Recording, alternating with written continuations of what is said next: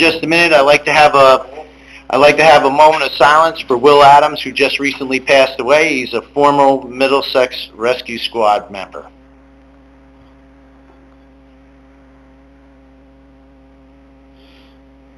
Thank you. Okay, roll call, please.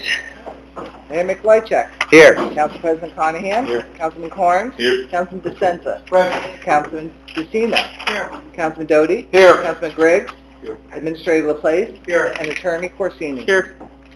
Okay, very good. All right, we have a couple of appointments tonight. Okay, we're appointing George Giroglif to the Cultural and Arts Committee and appointing Kevin Rosinsky as a resident volunteer on the Film Committee. Okay, I need a motion to approve. Motion. Second. Second, all in favor? Aye. All right, very good. Okay. No proclamation tonight, ordinance for introduction. We have ordinance number 2148-25 and ordinance amending Chapter 420 zoning so as to update the municipal code based on current demand for municipal property. Motion. Mayor. Second. Second. All right. Roll call, please. Council President Conahan? Yes. Councilman Carnes? Yes. Councilman DeCina? Yes. Councilman DeSenza? Yes. Councilman Doty? Yes. And Councilman Griggs? Yes.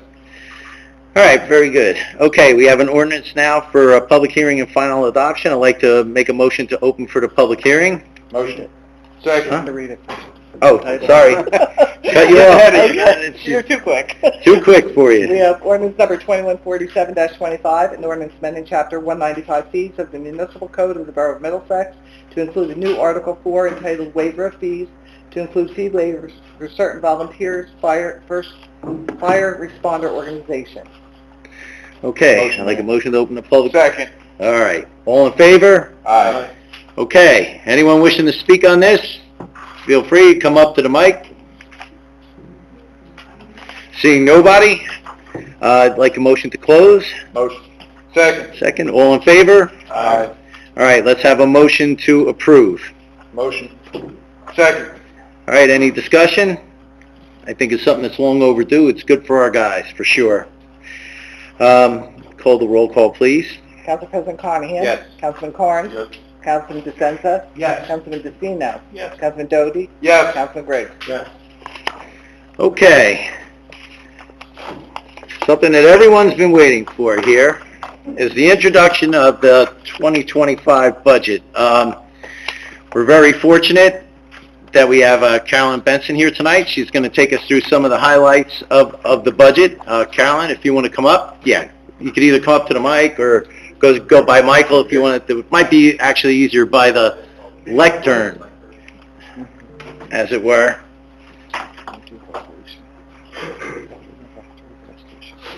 First? Oh.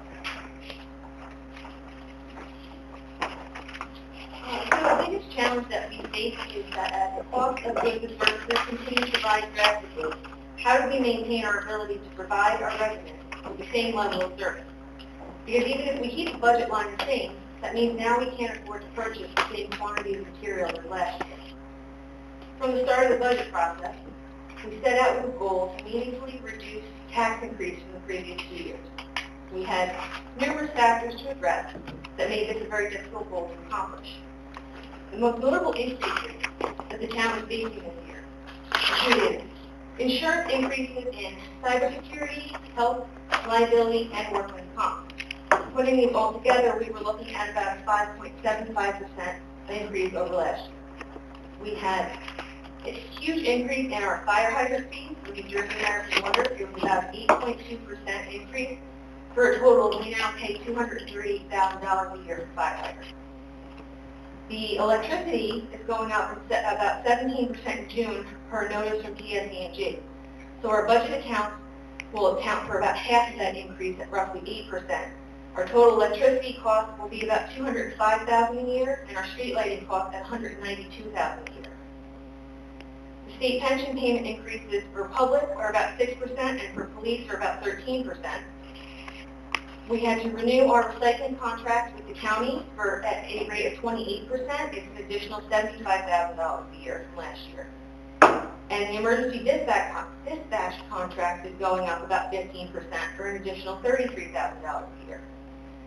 All of these increases are either out of our control, like utility costs, or they are in line with market increases, so there isn't a better rate available to us by going elsewhere or looking for a different vendor. We were forced to counter this with some harsh cuts on our end to balance those increases. We have eliminated one police officer position. We've eliminated 2 parks department positions. We have 2 vacant and prorated the funding for garbage part-time positions. We have 1 vacant and prorated the funding for a senior medical driver position. We cut the recreation budget by 30%. We eliminated community day. And we cut the engineering budget by 42%.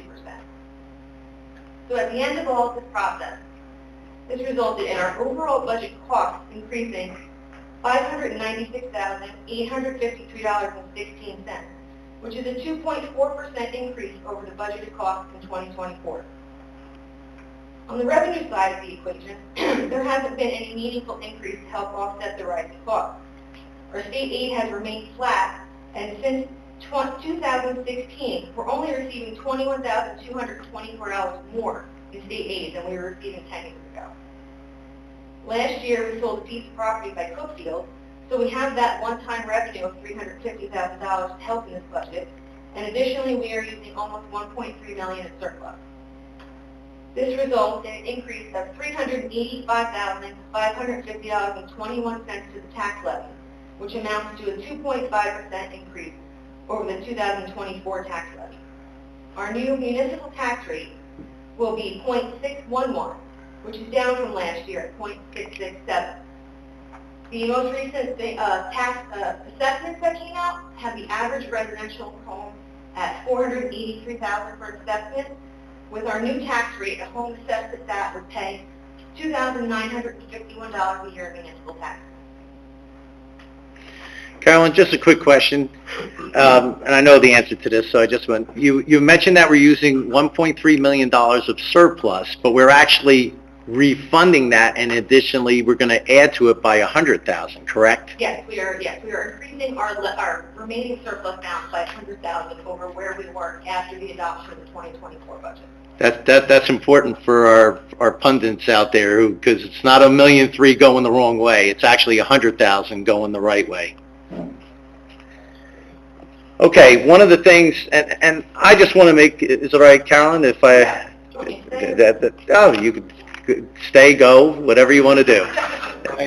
But Carolyn, it's all good. You know, one of the things that came out of this is that we really targeted 2.5.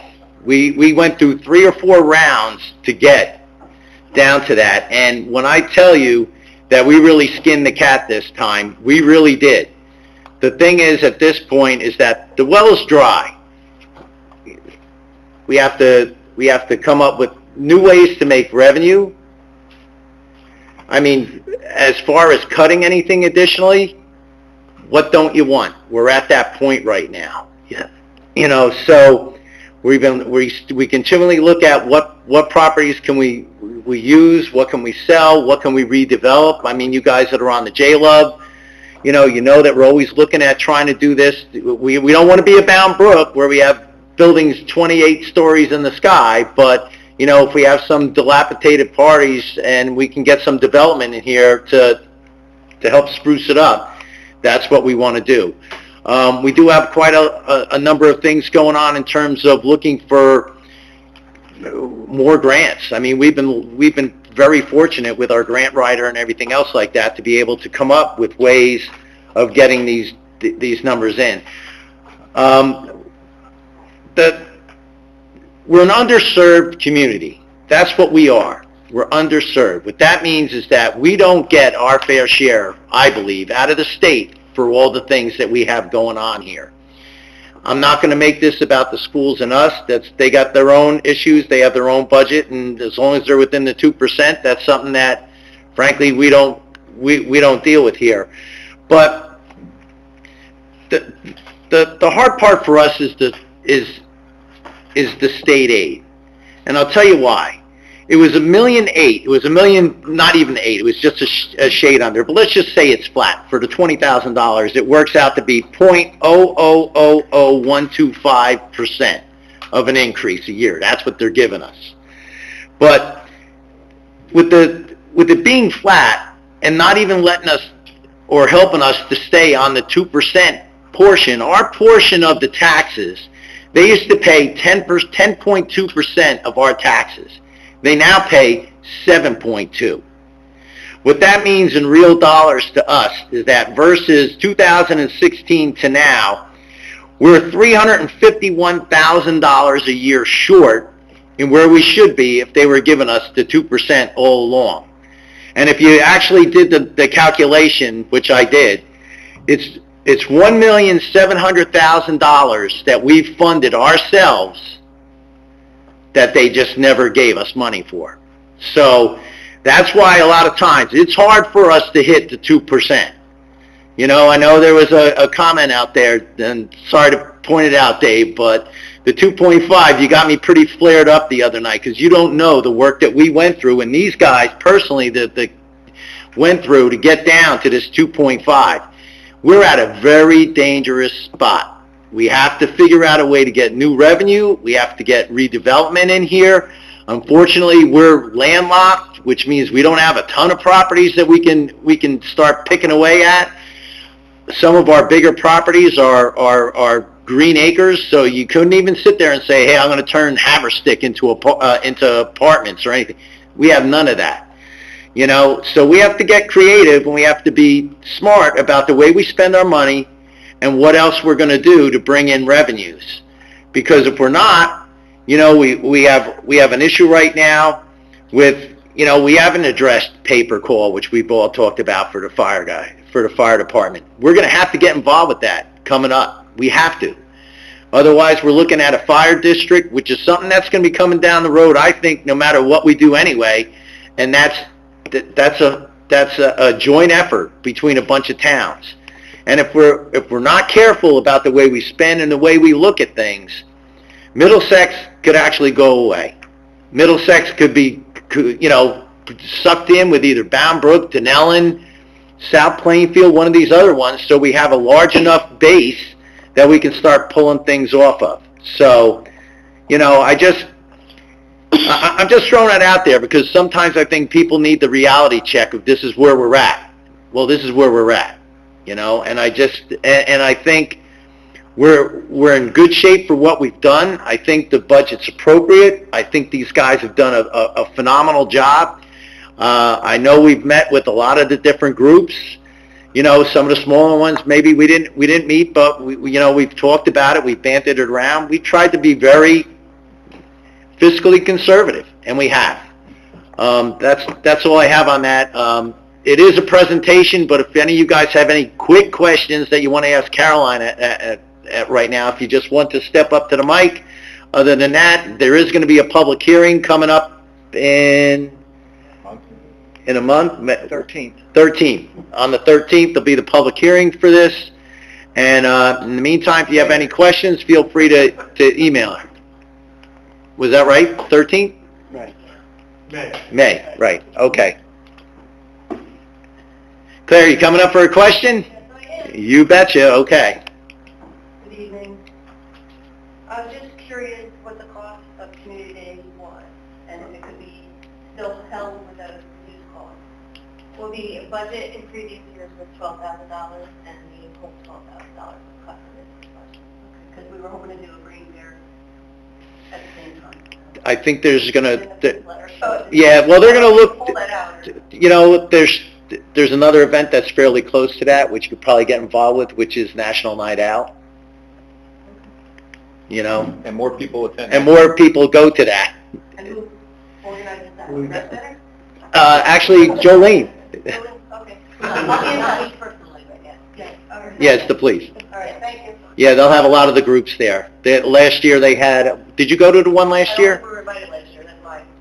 Okay, well, you always have an invite because it's an open for anybody, but just so you know, they had banks, and I'm sure if you talk to Jolene, she'd love to have you there. Absolutely. Okay, thank you.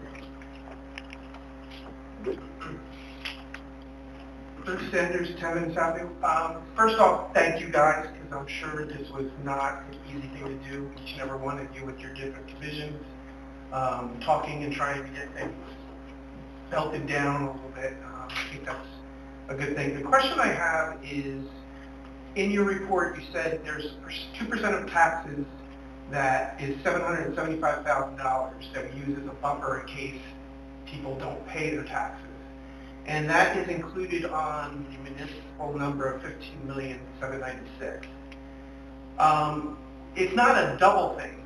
You're holding back $775,000 as a...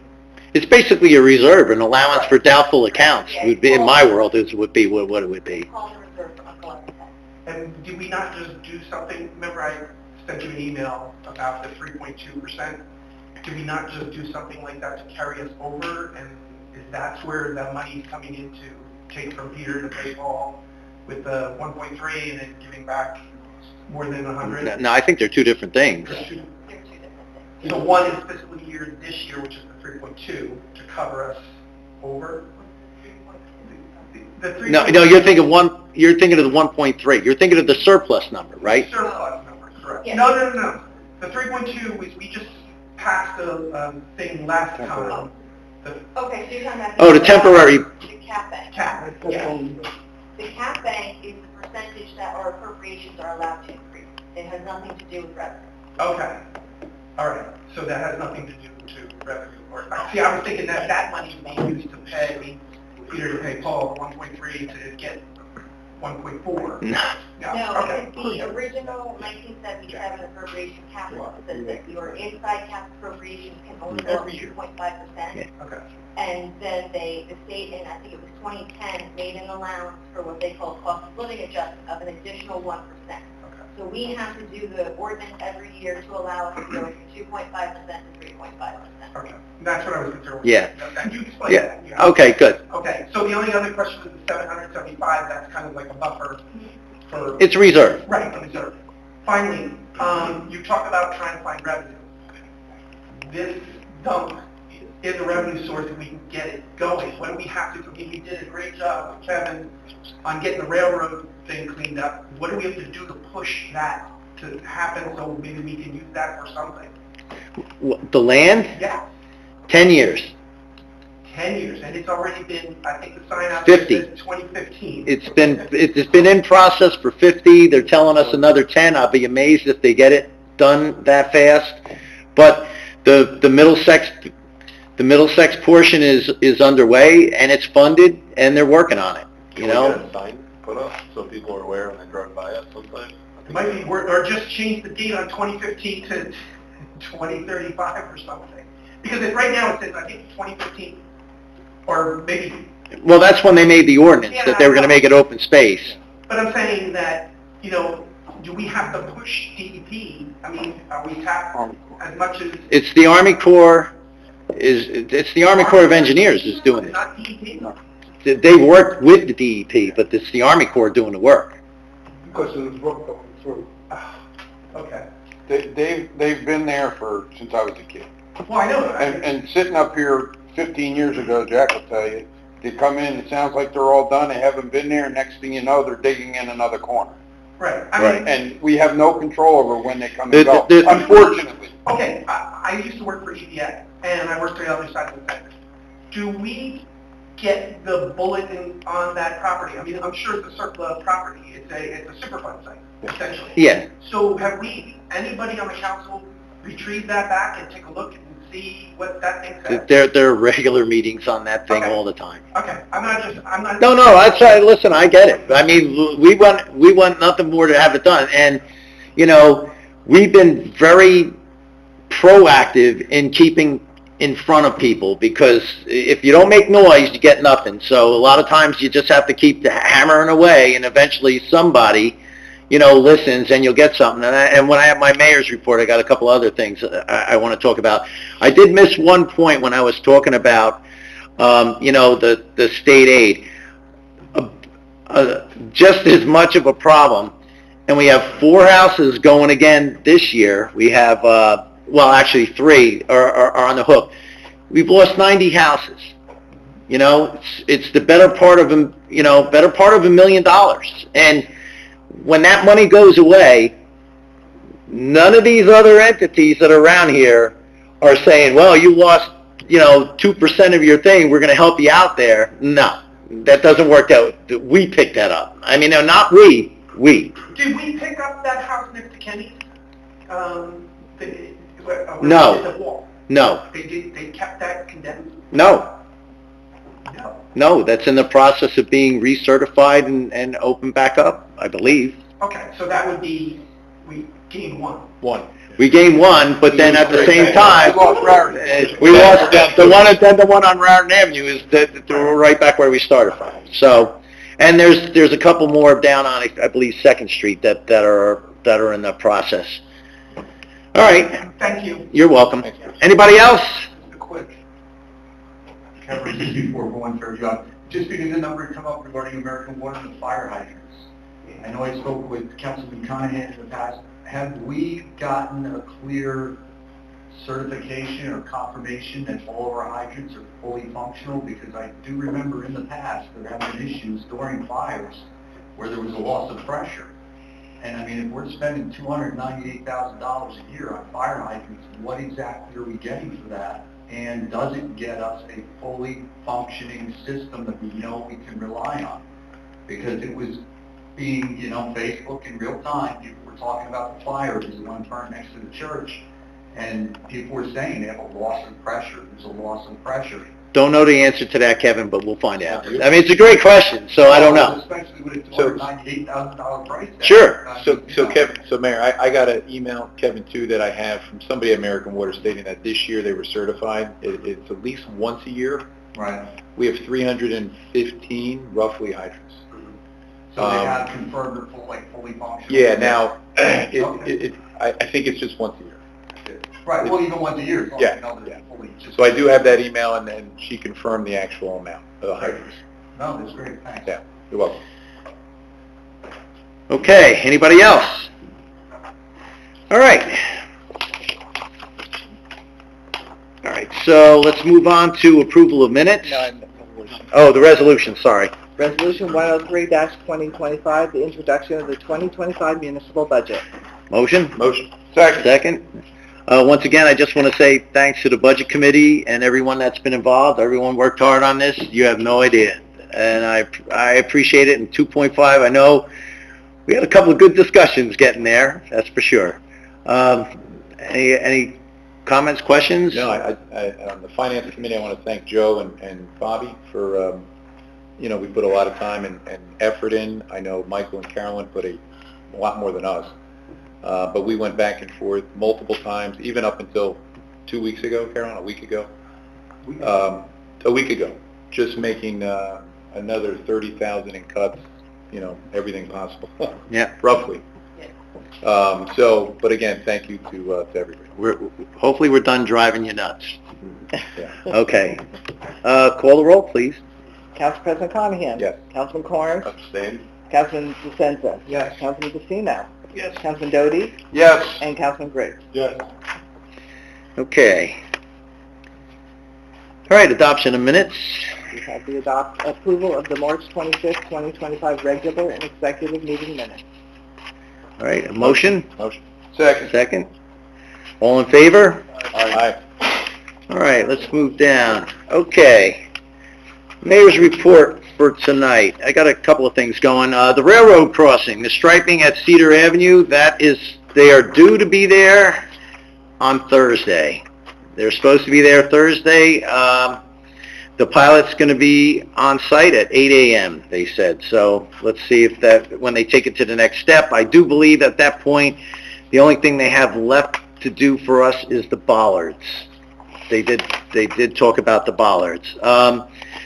I did attend the grand opening at the Limelight Pharmacy. Bobby, Councilman DeCino was there. I think Joe was there. I think Jack Chitterelli showed up. He was there earlier. It was a nice event. I mean, it's really tucked in the corner. I didn't realize that it was there, but they're pretty full service, so it could be actually a pretty good thing for us. One of the other things that we have going on, we did spend a lot of time on the budget, but one of the other things is that I have here, and I got this through Lenny, thank you, and I know you're doing some work on with the Navy on the pond. I do appreciate that. But the world famous Ambrose Brook manhole has been capped with concrete. It's sealed, never to be opened. It took forever and a day. They finally got there. They did it right. I mean, one of the things that's going to come out of this now is that I did talk to the administrator, Lenny Vidal, that I want to take a E. coli reading. Let's see where we're at. We might actually be within the limits now. And let's just see. I mean, we'll have to monitor it after a big storm and see what happens, but, you know, at any rate, this just tells me that, you know, although everything was going, now all of a sudden they decide to cement it and cap it and finally get it done. After, I know, Kevin, you've probably been complaining about that for 20 years, you know, When did that work out? Convened, I'm not exactly sure. I think it was recent. It was probably the last, when was it capped? Within, About a year ago, a couple of years ago, I want to say. I don't have the report in front of me yet, but it should be on that file. Has that been confirmed by the DEP? Yes. Because I would imagine Yes. this work. Yeah. Yes, they have to. yeah, they got a work order, so, You have copies of that one? Just Yes. in case I'm... Yes, I do. yeah, it's here. So that's actually on the plus side. Let's just take some readings and find out where we're at right now, because we may actually be good, and it'd be nice to have that information at hand. Outside of that, we did the budget, and we have a lot of stuff on the agenda tonight, but that were the main things that I had. We were pretty much in budget mode for the last time, and once again, Carolyn, thank you. That was a lot of work to get to that point. Okay, Council President Conahan. All right, thanks, Mayor. I wanted to pass on my my condolences as well to the family of Will Adams. Thanks, Mayor, for doing that. He was a life member of the rescue squad, over 15 years of service. I am pleased to announce that our next meeting here on April 22nd, we will be awarding our first pillar of Middlesex reward in 2025. Right, Linda?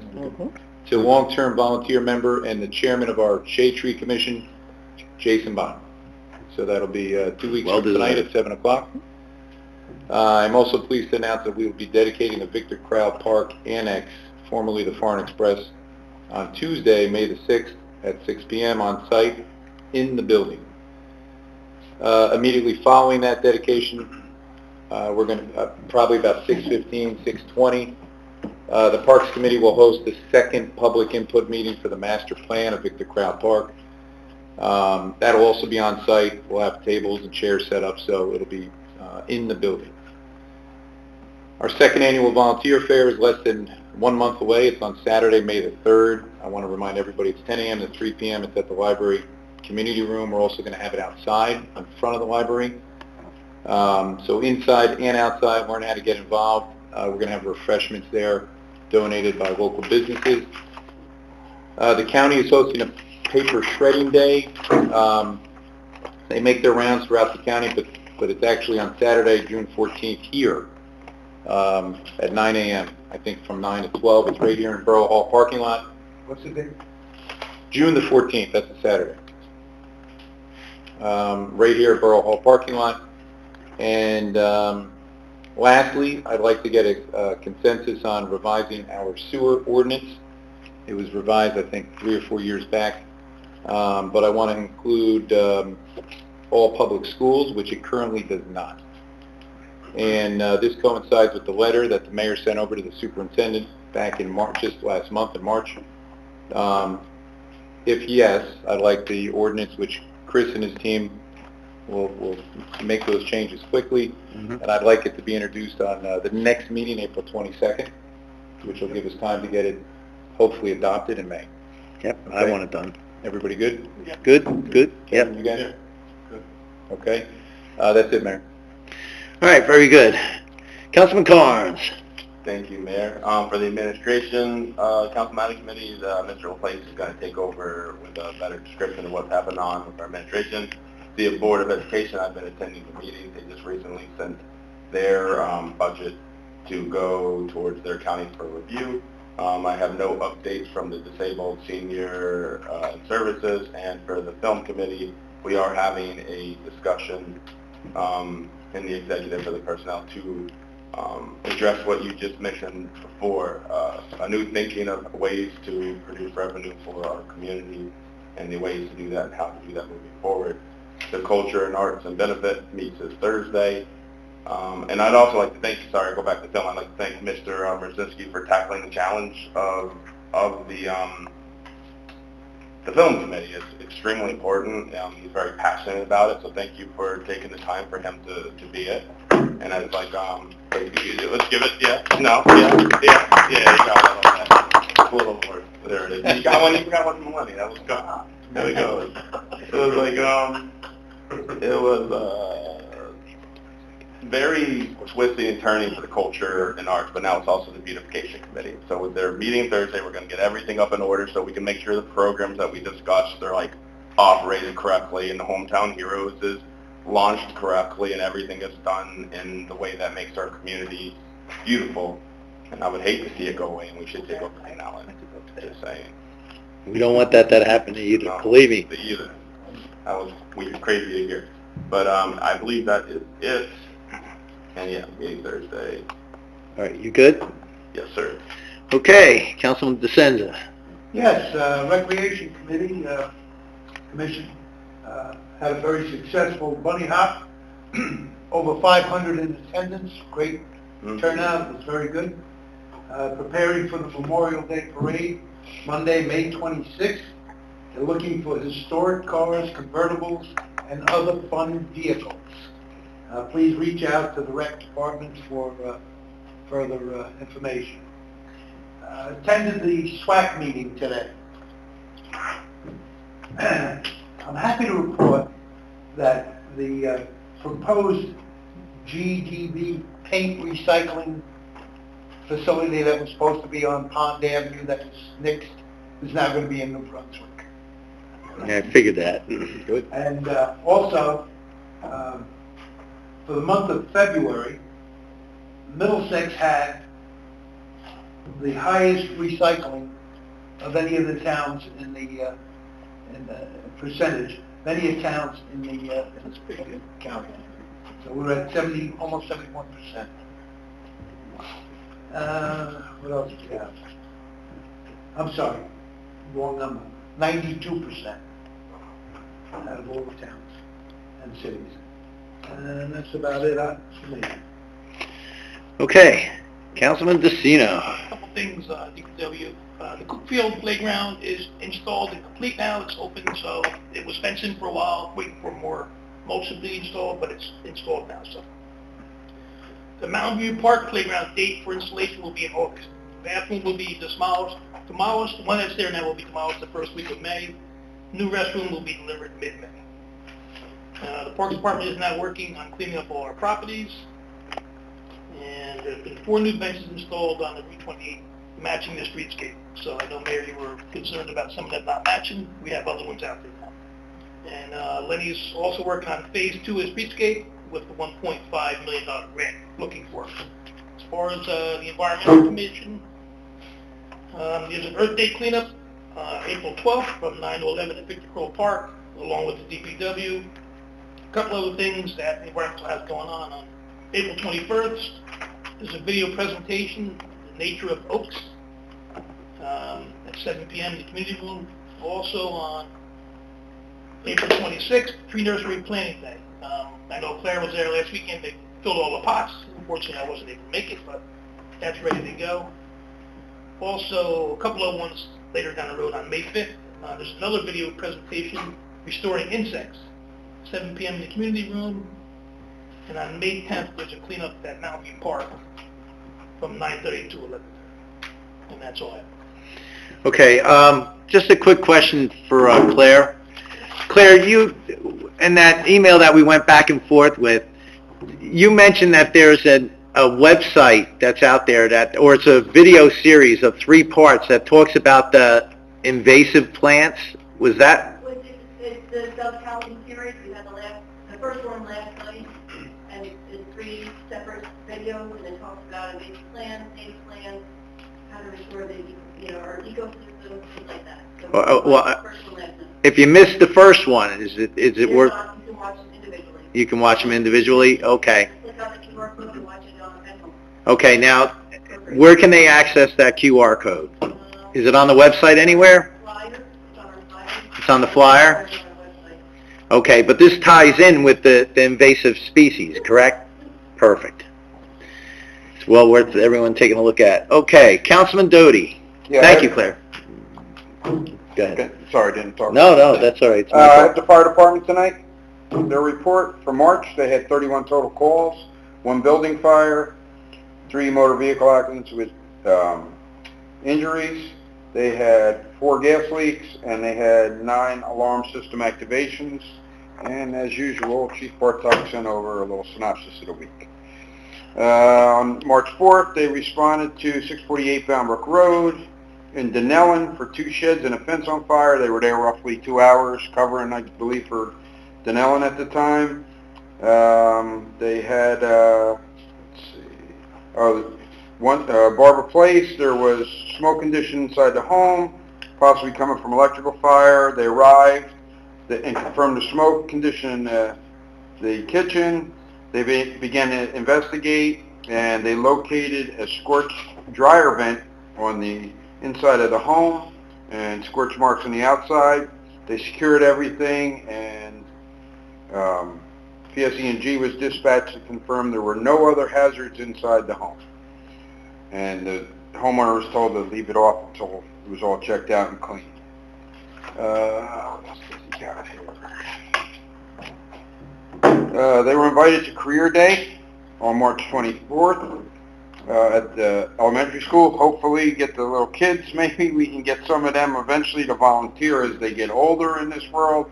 They did some bailout training on the 30th at Parker Firehouse, and basically that course teaches our firefighters how to safely and quickly remove themselves from burning building via a window using their personal bailout system. I have a couple other things. I was contacted by the court, and I know we spoke about, and I believe we have a consensus to add another night, and I'm meeting with them later this month to go over the details. They're leaning towards a Wednesday because that's when the prosecutor and judge are both available to do a catch-up day. Yeah, but is it just the Middlesex day, that day? As far as I know, yes. That's what was indicated to me so far. But when we meet later this month, I'll be able to report on that better. Also, we didn't get to actually meet because Mike was traveling, but I spoke to the Councilmanic Committee for the police department, and the chief would like to change Chapter 80, 80-8 and line E, which shows the age at which you can be hired in our ordinance, and currently it's 21. He would like to lower it to the state standard of 18.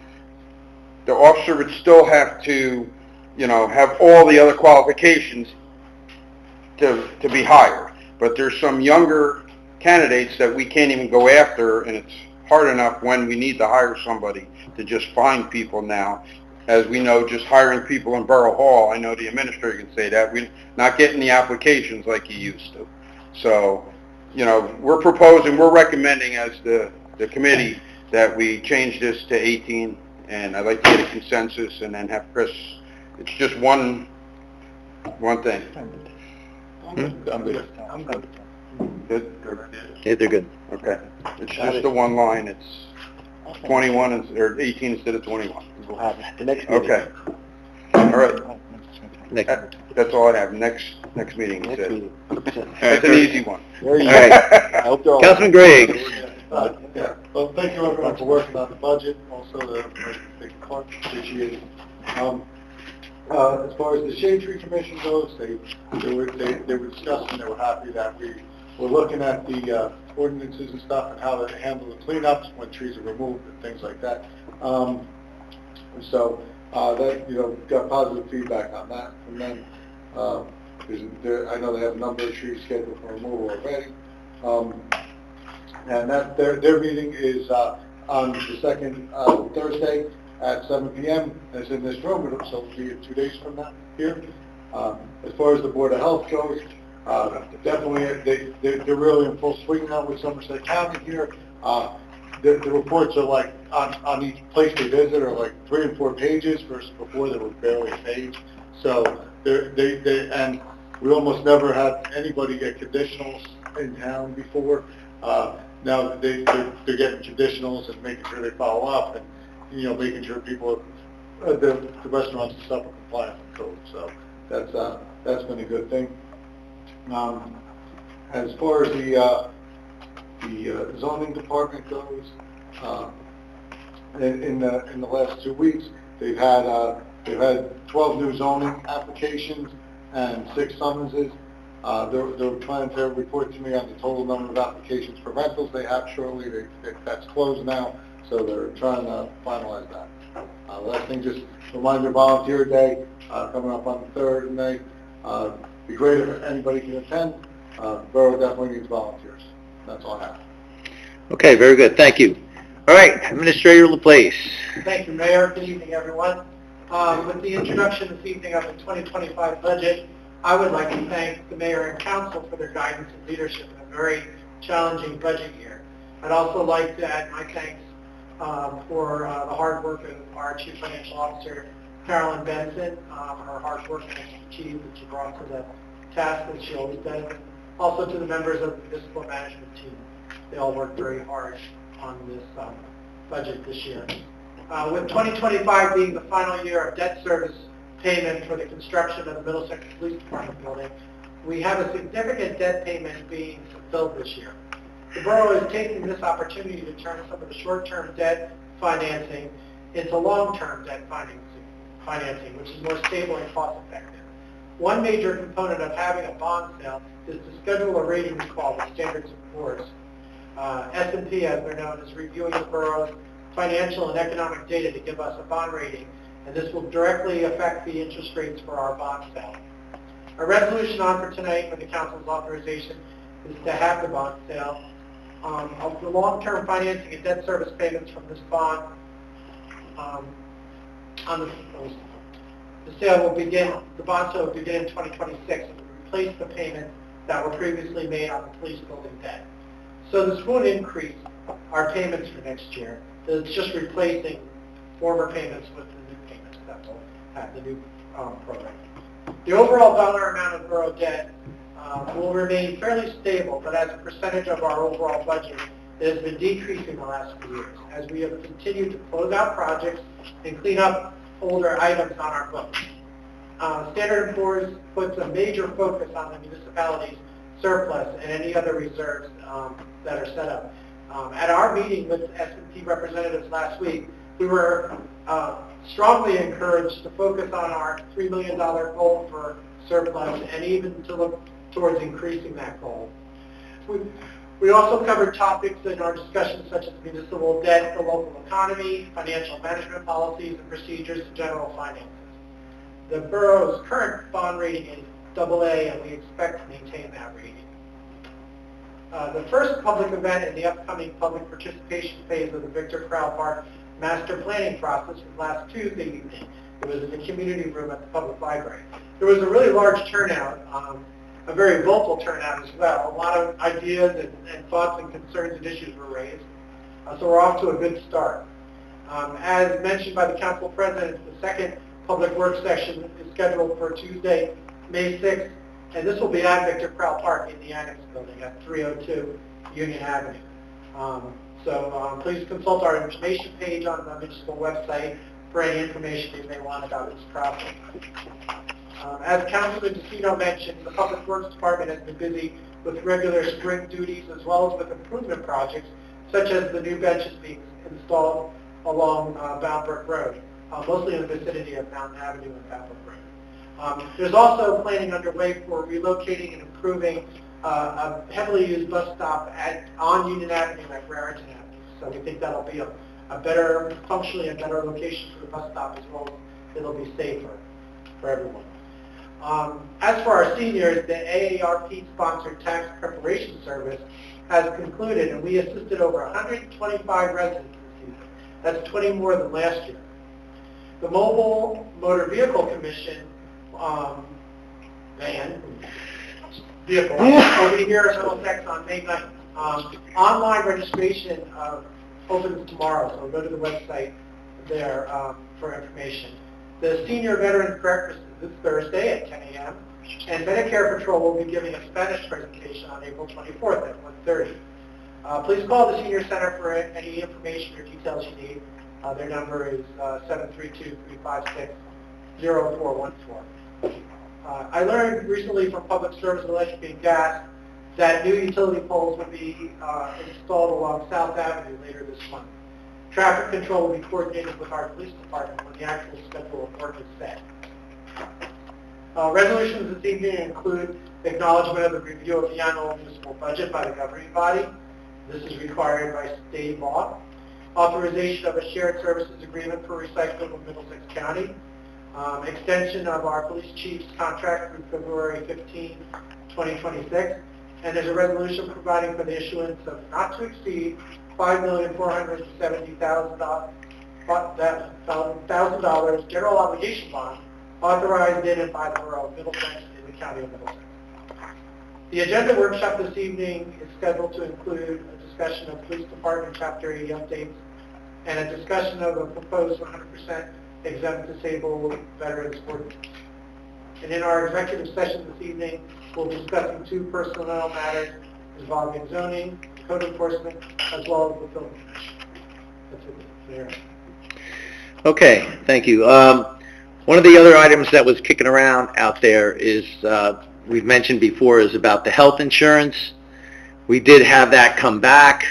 Right now, it seems that it's a win-win. It's out being bantered around with the unions to see if they ratify it. If it's okay, then we move forward, and I think it's actually, I think they did a good job, and I think at the end of the day, it's going to save the employees money, and it's going to save the town money, and a nice chunk, too. Okay, that's all I have on that. Right now, let's open things up for the privilege of the floor. Do I have a motion? Second? All right, all in favor? Aye. Okay. Please state your name and address for the record. Dave Polakevich, 240 Hazel. Want to start my comments, Mayor, thanking you and the council for sticking the cap on the budget. We tried. It's obviously you did take it to heart, cutting positions and things like that. But I wanted to ask about one comment you made during the presentation. You said, you know, if we don't watch our expenses going forward, you said, I think you said something, Middlesex could go away. What did you mean by it? But basically what it comes down to, Dave, is that if you have employees and insurances and taxes and all the rest of that, other towns have the ability, or they have land, or they have other things that they can do to sell, build larger buildings.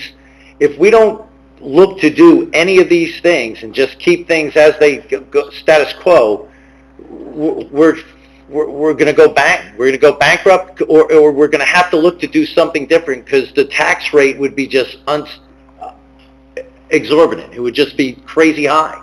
I mean, just because of the things that we would have to cover. You know. You meant it in a revenue sense. Well, it's previously about redeveloping stuff on a small scale. Well, yeah, we have to start looking at things like that, because as time goes on, if we don't, you know, we've lost a large chunk of what makes up the town, and we have to try and make it up in other ways to get basically almost back to where we were. And what's really disappointing is that, you know, our message of being an underserved town, in a lot of instances, doesn't get through, and maybe that's because we're sitting on the wrong side of the aisle. I don't want to get into politics, but, you know, but if we don't get some help sooner or later, I mean, how often can you go and say, hey, Bruce, by the way, I need $45,000 a year for your real estate taxes. No problem, though, but we're picking up your garbage, so be happy about that. We have to look to do different things. And I think, and maybe I was being a little bit facetious and pulling it out, but there is a certain amount of truth to that if you're not careful, these are the things that happen. And you know, this is why these volunteer days are so important. This is, you know, Kevin and I have had conversations over like fire districts and stuff. No one likes to hear it, but you know, if we start scratching on things, it's a problem, you know, and we look to spend money on all these other things, but there comes a point where you sit there and your house is on fire. It's, you know, you don't care that you saved $14 on your taxes. You know, you want your house put out. Well, it was, and you brought up the fire district. That was the next thing I was going to ask about was, you know, I applaud the fees, the ordinance you adopted earlier to forgive the fees on people or try to get something back from first responders. But I had a conversation recently with someone who's a firefighter in town, and I think, although, again, you throw them any bone you can, I think it's almost like putting a Band-Aid on a shotgun at this point. Because the guy I spoke to was telling me about, you know, I guess every department or every fire company has a roster of, you know, they can hold so many members, and they are so far below what their roster could hold. I mean, and when my father was a firefighter, I mean, it wasn't like that. I know that the demands on them are much greater now. My father used to strap on a boot and a raincoat and go fight fire, you know, back in the 60s. Now it's like training and this and that. People a lot of times don't have time, I think. So, I was just, but you said fire district, you're going to address it. Or you plan on having some type of discussion in the next couple of months publicly about all this? Because I know the Not necessarily with us, but we were going to, not necessarily with the public, but we were going to, you know, sort of test the waters with some of the, you know, nearby towns, just to try and say, because everyone's in the same boat. They're all, so we have to come up with a way to like do this. And it's not necessarily the nighttime, it's the days that are a problem. Yeah. I think my suggestion, a part of that might be, and I'm not trying to create work for Mr. LaPlace, but you know, you talked about maybe having to go to a full-time fire company or whatever. Maybe do a little bit of investigation of what that would entail and bring that to the taxpayers and let us see what the numbers would be. And you might entice a few extra people to get involved when they see the bill that this town might be facing if we don't have a volunteer. Well, we're starting the conversation, because are we in dire straits right now? No, but guaranteed 3, 4, 5 years down the road we are, and we're not just about to sit on our hands. We're trying to get ahead of the curve a little bit to say, hey, listen, this is a problem. Maybe not now, but you don't want to have it until all of a sudden people aren't showing up and you're desperate. You know, you want to prior planning. Right. and one thing, one small thing in addition to that, related to that, you mentioned also about next month you're going to have pillars of the community. Some of these guys in the fire company have been there for a long time, and they're getting up there in age, and they're still out there fighting fires. I think it might be appropriate to have some of them here one night and show them some appreciation. You've already done that with some of the leaders of some of these first responder organizations, but I think some of these guys who are the rank and file who have been there for a long time. Dave, Dave, we've approached the fire department, and they're getting us a legacy list. So because yes, we recognize it too. They have a lot of 30-year guys. They got a lot of 30-year guys. Like I said, I wouldn't want to be out there actively fighting fires if I was a fire company, a member at my age, but I know they have some guys that are not that far behind me that are out there fighting fires. One last thing.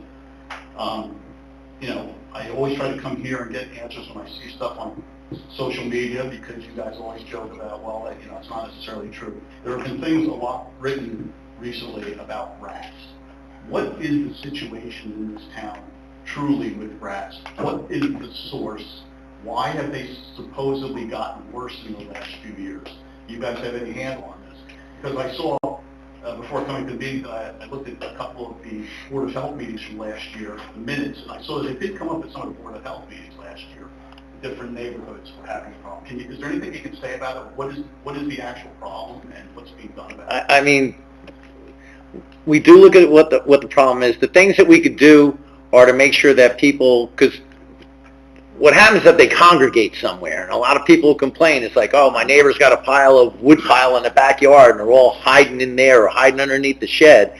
I mean, I think part of it is, and this is just me, I think the flood wall going up is chased a lot of them out of their habitats, and they're just, until they can get back in there's nowhere for them to go, so they just go to the next place. So, you know, what you try and really do at that point is to make sure that as you're going along, is make sure you don't have anything that gives them a home. You know, you shuffle them down the road, for lack of a better phrase. But we feel that the construction of the flood wall last year has been a big part forcing them out of wooded areas, because, you know, I live, you know where I live, I've got the pond down here and the brook on the other side, on the border of Bound Brook, and I don't see any rats, but I think that's because they're in their natural habitat in our neighborhood, that's, you know, but I guess some of these other areas don't have to. Well, and it's a huge, I guess, environmental disturbance that's, this thing's been going on. They're ripping down trees, they got heavy equipment, they got, you know, they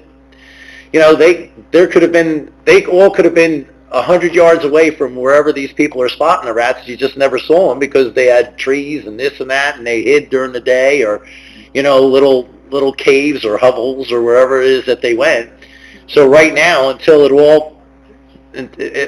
everything is done, I mean, for right now, the best that you could do is keep your area clean and don't give them a place to hide. I think the flooding too, Dave, for like whatever that was, 3 years ago, I think obviously that was a one-time big event, and that coincides with a lot of those complaints. I know from the board. I do remember 5 years ago when the pandemic hit, reading a lot during the months that we were pretty much shut in. A lot. I guess a lot of the restaurants couldn't be as active in getting their dumpsters clean or empty because the companies probably were short-handed on people to come and get the stuff. So I remember reading stuff at that time, starting to read about it at that time, but it seemed to be people were writing it off to, you know, lack of things being done quickly because of the pandemic. But here we are 5 years later, and I'm reading all this stuff and I'm like, I know there were a couple from, I had heard from the Board of Health too, that were, I think, Hazelwood and Mulger. There were some issues behind, I know from Mulger.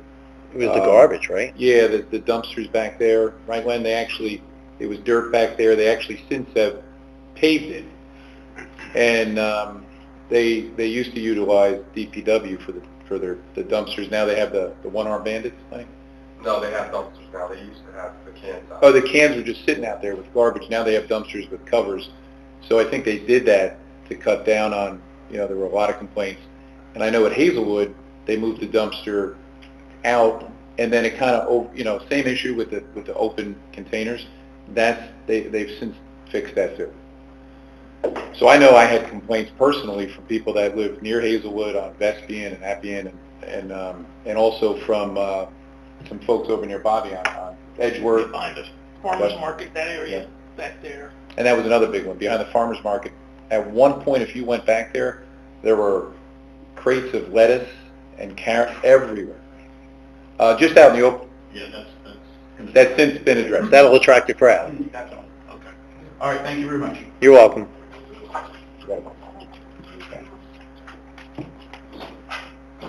Kevin, Chief Corporal 1 Fairview. I'll make a quick comment regarding zone condition, but since this has come up with the rat thing, I feel at least like when they shut down, absolutely.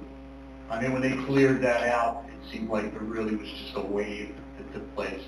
I'm on Fairview. We've had a moderate issue with it. What I found, and I can speak with Claire, there might be a way to kind of educate people. There's a organic, safe for pets repellent called Tomcat, and I've sprayed that, and it changes everything. What you need to do is work with your neighborhood, because the bigger perimeter you draw with this, of course, the fewer you're going to see.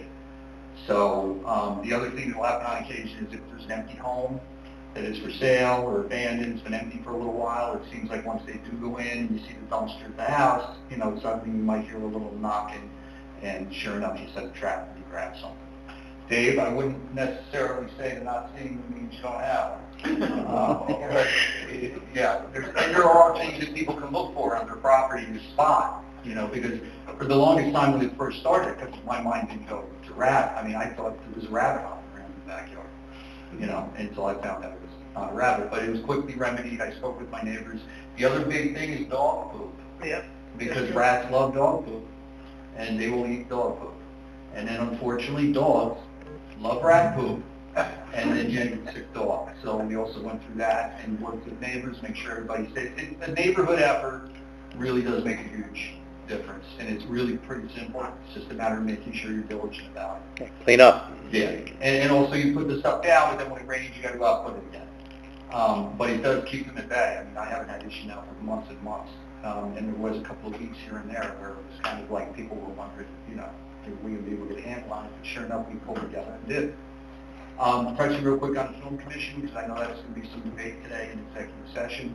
I just wanted to kind of bring up to date some of the newer members of council in regards to the history of the film commission, because I know that it may present as though there's this sudden rush to kind of jam things and make it happen overnight.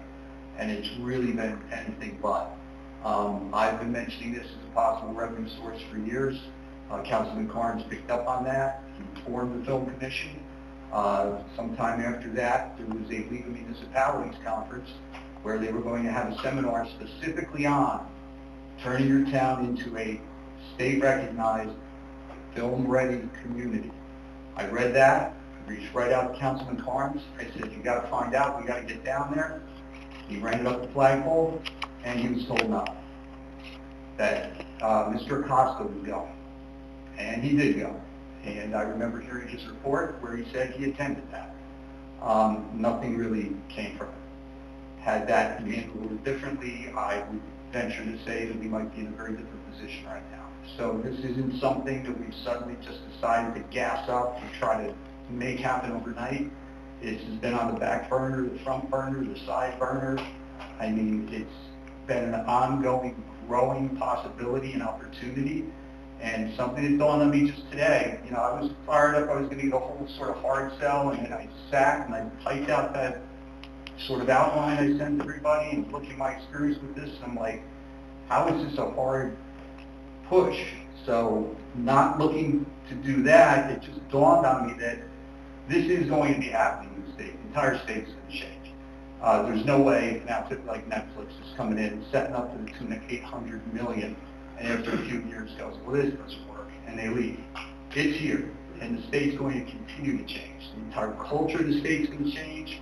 There was just an article in the LA Times that the studio action and the occupants in studios in LA is at a historical low. All of the things came to New Jersey before the wildfires. So this is here, it's going to take hold, it's going to be a big thing.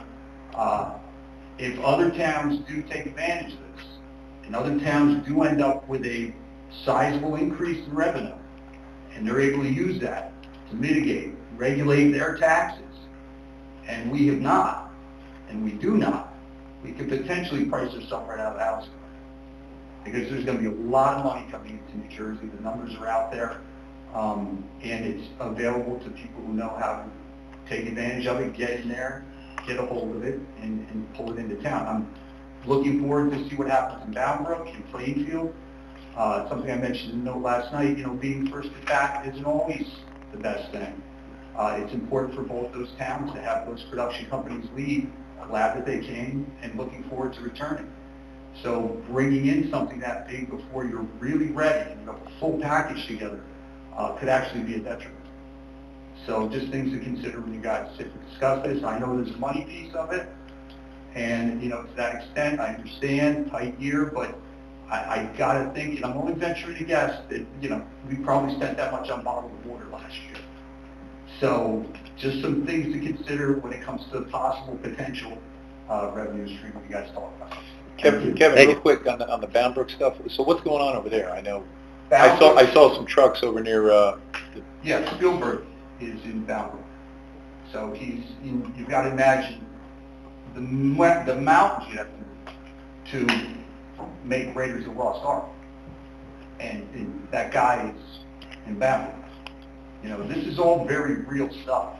And one of the things I mentioned in that note is that, and I watched this happen in Orlando. I won't get into details. I spoke with Councilman Messino about it today. If they come in and it doesn't work out to film on locations, they're just going to build what they need. They're here. They're not going away. How much they involve the communities is really the only barrier. And if they start to go into these towns and it turns into a hassle, they're just not going to do it. They'll just build it. They'll fly it.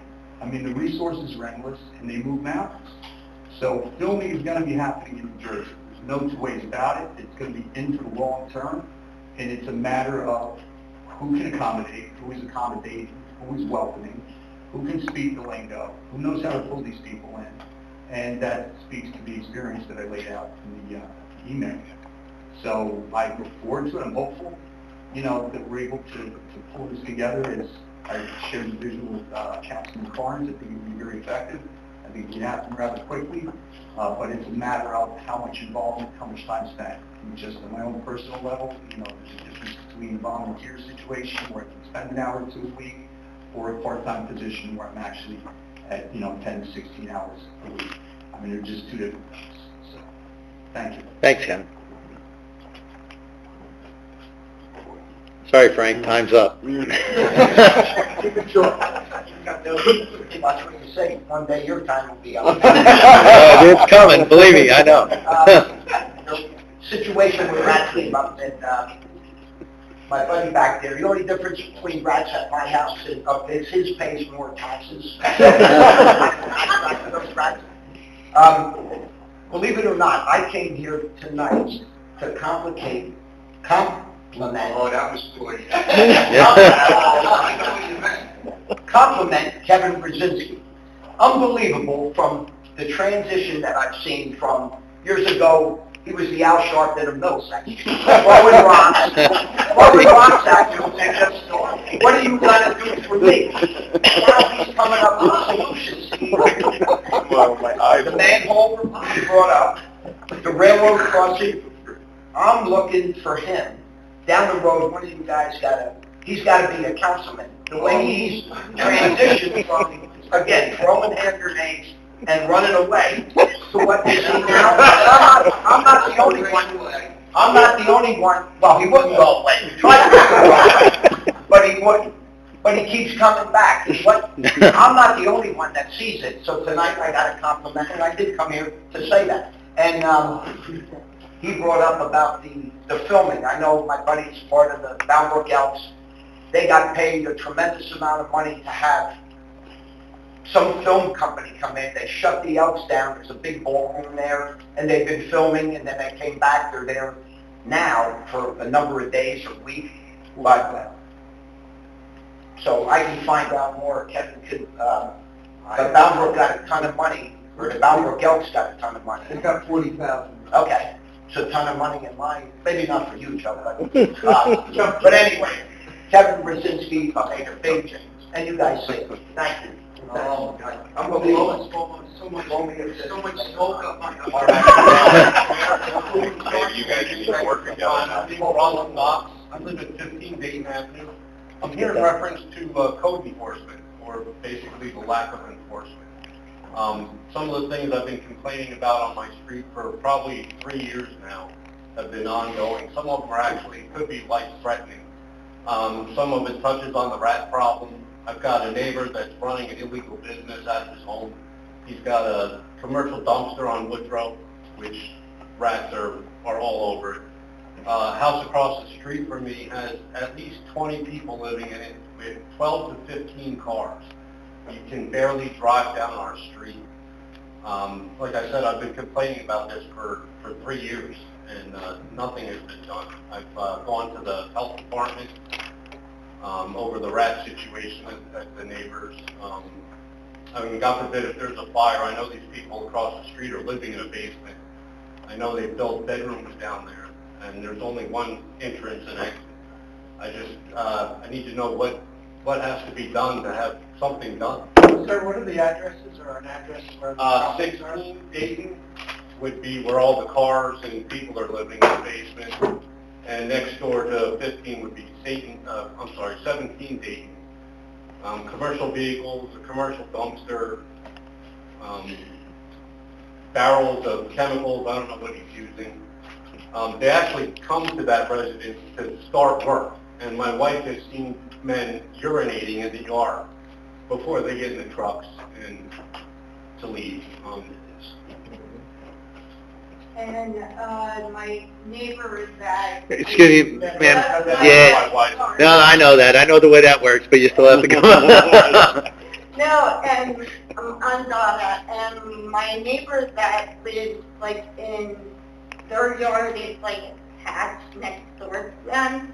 She's 97 years old, and she's sitting in her garage, and a rat starts coming in towards her, so she screamed, and it went into the neighbor's dumpster.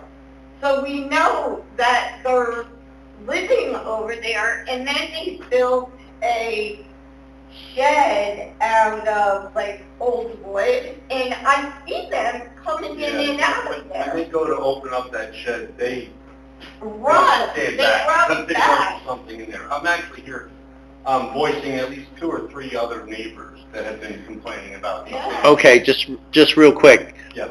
I just want to make sure, what was the first address? 16 Dayton? 16 Dayton, and that's what, rats? Or, No, that's, That was recently sold and bought by somebody who is renting, it's supposed to be a mother-daughter. so it's multifamily.